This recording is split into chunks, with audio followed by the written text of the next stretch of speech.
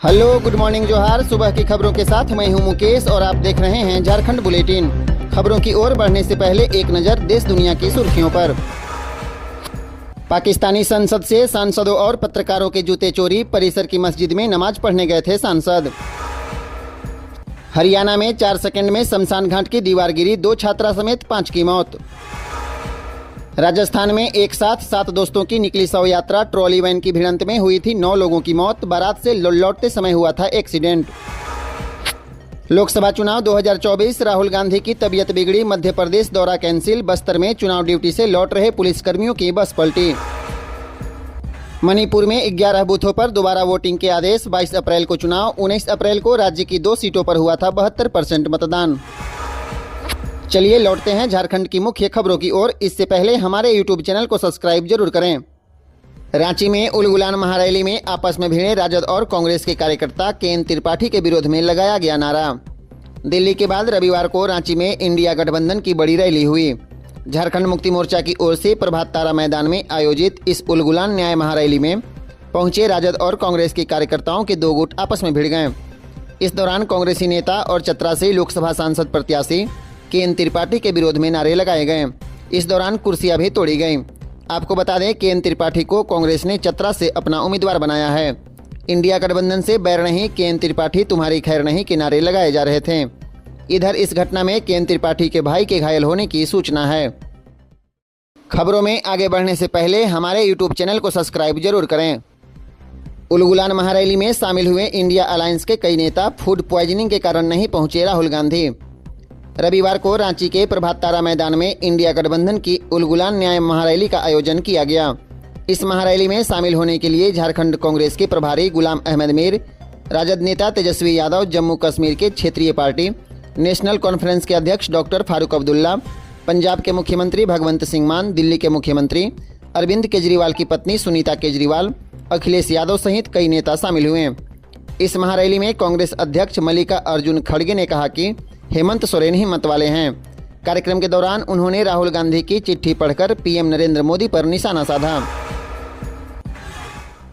Gangster Lawrence Bishnoi ने jail में बंद झारखंड के एक आपराधिक गिरोह के साथ किया गठजोड़। गैंगस्टर लॉरेंस बिश्नोई और उसके सहयोगियों ने झारखंड के जेल में बंद झारखंड के अमन साहू गिरोह के साथ गठजोड़ किया है ताकि बिजनेस मॉडल का विस्तार किया जा सके। इस बात का खुलासा लॉरेंस बिश्नोई और अमन साहू के खिलाफ कई मामलों की जांच कर रही राष्ट्रीय जांच एजेंसी एनआईए ने किया है। एनआईए ने पिछले साल कई बार लॉरेंस बिश्नोई को हिरासत में लेकर पूछताछ भी की थी। जांच में पता चला है कि अमन साहू और उसके गिरोह के सदस्य भाकपा माओवादी सहित विभिन्न संगठनों के लिए काम करते हैं। वह जेल से ही अपने गिरोह के सदस्यों के माध्यम से काम कर रहा है। 2024 में एनडीए की सरकार बनना आदिवासियों के लिए खतरनाक, उलगुलान महारैली में बोली कल्पना सोरेन। हेमंत सोरेन की चिट्ठी पढ़कर सुनाई।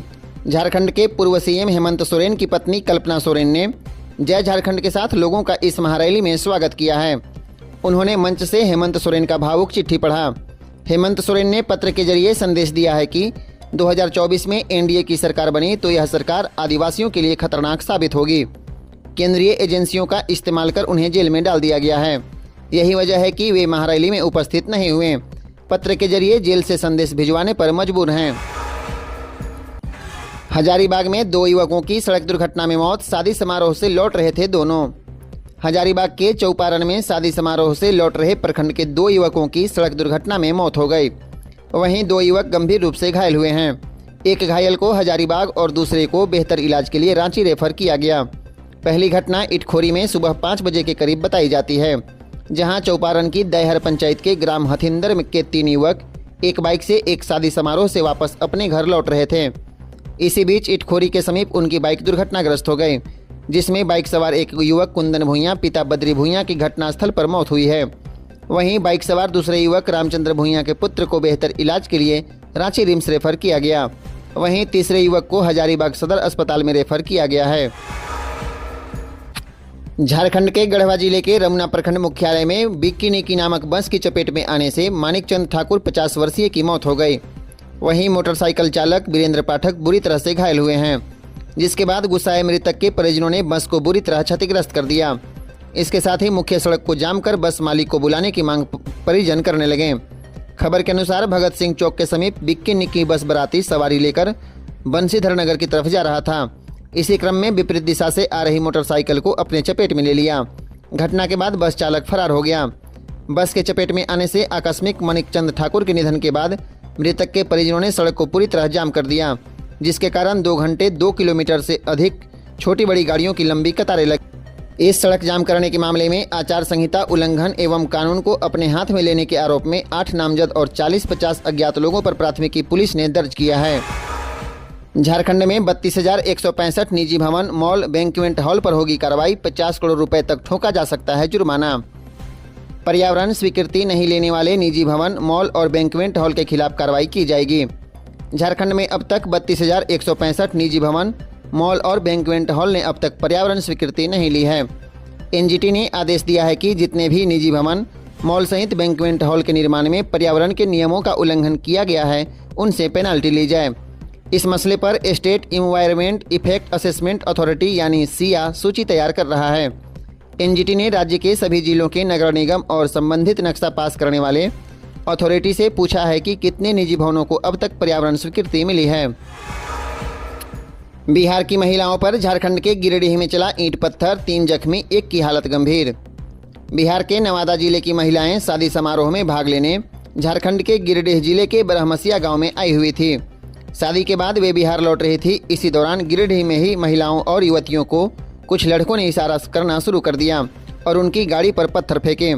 इसका विरोध करने पर लड़कों ने अपने साथियों को बुलाकर उनकी गाड़ी पर ईंट पत्थर फेंकने लगे। इस घटना में 3 महिलाएं घायल हुई हैं, 1 की हालत गंभीर है। इधर खबर मिलते ही पुलिस मौके पर पहुंची और इन्हें देखते ही लड़के भाग खड़े हुए। पुलिस ने घटनास्थल से 2 मोटरसाइकिल जब्त किया है। चाईबासा के पंचपाहिया डोमलाई के बीच भाकपा माओवादियों ने पोस्टर चिपकाया। पश्चिमी सिंहभूम जिला के मनोहरपुर प्रखंड के जराईकेला थाना क्षेत्र के पड़ने वाले पंचपाहिया डोमलाई के बीच भाकपा माओवादियों ने पेड़ों और स्थानीय दुकानदारों की दीवारों पर पोस्टर चिपकाकर लोकसभा चुनाव में वोट का बहिष्कार करने को कहा है। उलगुलान रैली को लेकर प्रशासन अलर्ट, 2000 अतिरिक्त पुलिस बलों की हुई थी तैनाती। ट्रैफिक व्यवस्था दुरुस्त, पार्किंग और रूट तय। इंडिया गठबंधन की ओर से आयोजित उलगुलान न्याय रैली में 5 लाख लोगों के जुटने के दावे और होने वाली भीड़ की संभावनाओं को देखते हुए रांची जिला प्रशासन पूरी तरह अलर्ट मोड में रही। सुरक्षा व्यवस्था और ट्रैफिक में किसी तरह की दिक्कत न हो, इसके लिए 2000 अतिरिक्त जवानों की तैनाती की गई थी। इसमें शहर के विभिन्न चौक चौराहों पर 500 ट्रैफिक पुलिस के जवान लगाए गए। वहीं कार्यक्रम स्थल तक जाने के रूट और पार्किंग को भी चिन्हित किया गया था। जमीन घोटाले में पर्दाफाश, डीजीपी का आदेश, जिस भूमाफिया पर जमीन हड़पने का केस उसे गिरफ्तार करें। प्रवर्तन निदेशालय यानी ईडी ने रांची में बड़े पैमाने पर चल रहे जमीन घोटाले का पर्दाफाश किया है। 1 साल में 22 आरोपियों को गिरफ्तार कर जेल की सलाखों के पीछे भेज दिया गया। इस दौरान करीब 266 करोड़ की 37 एकड़ जमीन को भी जब्त किया गया है। ईडी की कार्रवाई और हाईकोर्ट की सख्ती के बाद अब झारखंड पुलिस ने भी भूमाफिया के खिलाफ कार्रवाई शुरू कर दी है। डीजीपी अजय कुमार सिंह ने हाल ही में एक आदेश जारी कर पुलिस को भूमाफिया के खिलाफ सघन अभियान चलाने का आदेश दिया है। इसमें कहा गया है कि जिन भूमाफिया पर जमीन हड़पने या जबरन कब्जा करने का केस दर्ज है, उन्हें गिरफ्तार करें। झारखंड के 14 जिलों में लू का अलर्ट, बंगाल की खाड़ी में बन रहा लो प्रेशर। 22 अप्रैल से मिलेगी गर्मी से थोड़ी राहत। झारखंड में गर्मी का कहर जारी है। पिछले 24 घंटे में कोल्हान प्रमंडल के बहरागोड़ा सबसे अधिक गर्म रहा। यहाँ का अधिकतम तापमान 46.4 डिग्री सेल्सियस दर्ज किया गया। वहीं राजधानी रांची का अधिकतम तापमान 40 डिग्री सेल्सियस पहुँच गया है। मौसम विभाग के अनुसार राज्य में उत्तर पश्चिम की ओर से गर्म हवा चल रही है। मौसम विभाग ने 14 जिलों में लू चलने का येलो अलर्ट जारी किया है। हालांकि 22 अप्रैल से बंगाल की खाड़ी में लो प्रेशर बनेगा, जिससे राज्य में बादल छा सकते हैं। इससे लोगों को गर्मी से थोड़ी राहत मिल सकती है। आज से स्कूलों में प्रार्थना सभा और खेलकूद पर रोक। 11:30 बजे हो जाएगी 8वीं कक्षा तक के बच्चों की छुट्टी। झारखंड सरकार ने स्कूलों की समय सारणी में परिवर्तन कर दिया है। इस पर शिक्षा विभाग ने आदेश जारी किया है कि झारखंड राज्य में अत्यधिक गर्मी पड़ने एवं लू को ध्यान में रखते हुए राज्य में संचालित सभी कोटि के सरकारी, गैर सरकारी सहायता प्राप्त अल्पसंख्यक सहित एवं सभी निजी विद्यालयों में कक्षा केजी से कक्षा 8 तक की कक्षाएं सुबह 7 बजे से 11:30 बजे तक एवं कक्षा 9 से ऊपर की कक्षाएं सुबह 7 बजे से 12 बजे तक संचालित की जाएगी। इस अवधि में प्रार्थना सभा और खेलकूद के अलावे अन्य गतिविधियां धूप में संचालित नहीं करने का आदेश जारी किया गया है। धनबाद होकर चलेगी आसनसोल मुंबई साप्ताहिक समर स्पेशल ट्रेन। रेलवे ने गर्मी के मौसम में यात्रियों की सुविधा के लिए 29 मई तक धनबाद होकर आसनसोल मुंबई साप्ताहिक समर स्पेशल चलाने का निर्णय लिया है। 01146 आसनसोल CSMT मुंबई हर बुधवार को आसनसोल से रात 9 बजे खुलकर 10:45 में धनबाद आएगी। शुक्रवार की सुबह 8:15 में CSMT मुंबई पहुंचेगी।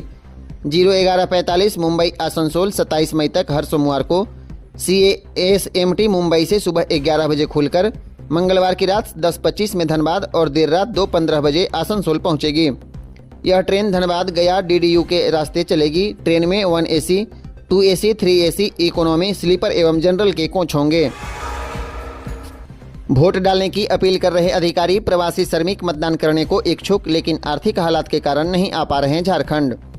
झारखंड के 1,70,000 से अधिक निबंधित श्रमिक दूसरे राज्यों में काम कर रहे हैं। अनिबंधित श्रमिकों की संख्या इससे कई गुना ज्यादा है।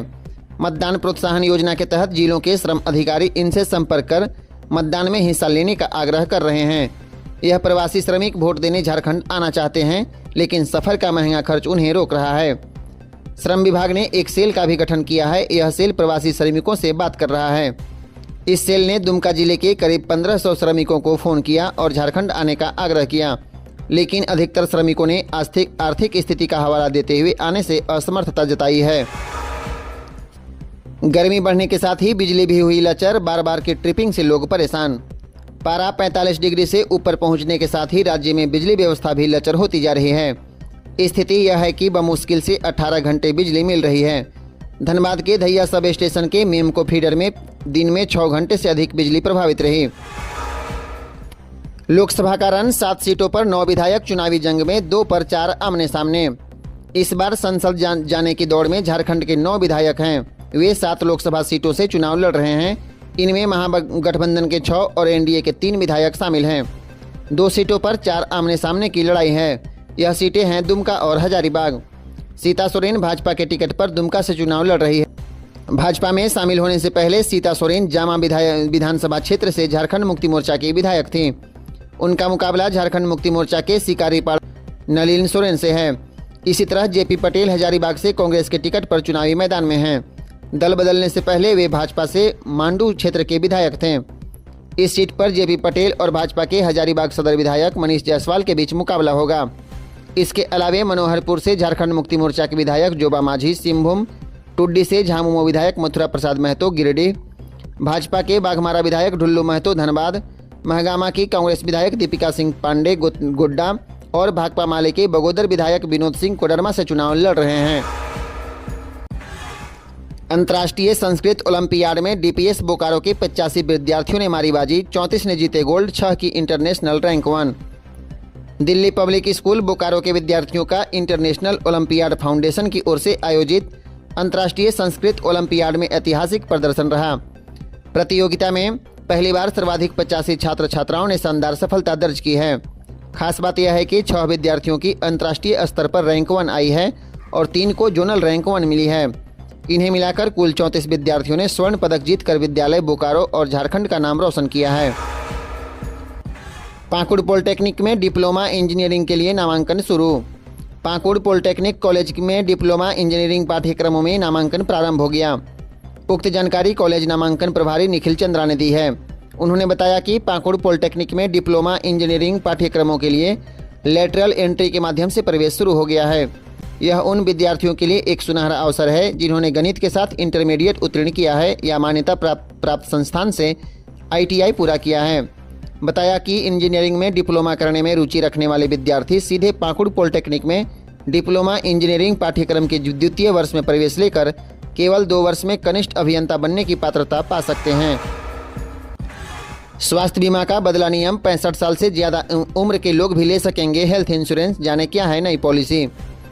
बीमा नियामक IRDAI ने स्वास्थ्य बीमा पॉलिसी खरीदने वाले व्यक्तियों के लिए 65 वर्ष की आयु सीमा हटा दी है। पहले के दिशा निर्देशों के अनुसार व्यक्तियों को केवल 65 वर्ष की आयु तक नई बीमा पॉलिसी खरीदने की अनुमति थी। हालांकि 1 अप्रैल से प्रभावी हुए हालिया संशोधन के साथ किसी भी उम्र का कोई भी व्यक्ति नई बीमा पॉलिसी खरीदने के लिए पात्र है। हालिया गजट अधिसूचना में इरडाई ने कहा कि बीमाकर्ता यह सुनिश्चित करेंगे कि वे सभी आयु समूहों के जरूरतों को पूरा करने के लिए स्वास्थ्य बीमा उत्पादों की पेशकश करें।